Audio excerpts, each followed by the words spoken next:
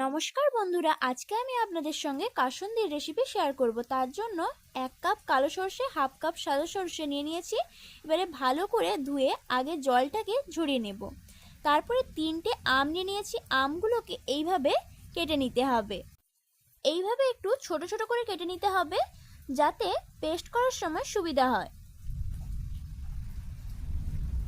এই দেখুন সবগুলো কেটে নিয়েছি। এবারে একটা মিক্সিং বোলের মধ্যে সব সর্ষেগুলোকে দিয়ে দিলাম আর আম সঙ্গে একটু আদা আর কাঁচা লঙ্কা দিয়ে দিলাম। সবশেষে একটু জল দিয়ে ভালো করে পেস্ট করে নিতে হবে। দেখুন পেস্টটা তৈরি হয়ে গিয়েছে। এবারে একটা কড়া বসে তার মধ্যে জল দিয়ে জলটা একটু গরম হয়ে গেলে এর মধ্যে হাফ চামচ হলুদ, হাফ চামচ কাশ্মীরি লঙ্কার গুঁড়ো, নুন, চিনি আর পেস্ট করে রাখা সর্ষেটা দিয়ে দিচ্ছি। তারপরে ভালো করে নাড়িয়ে চাড়িয়ে এর মধ্যে হাফ কাপ ভিনিগার আর 1 কাপ সর্ষের তেল দিয়ে দিচ্ছি। দেখুন কাসুন্দির রেসিপিটা কত সহজে তৈরি হয়ে গেল।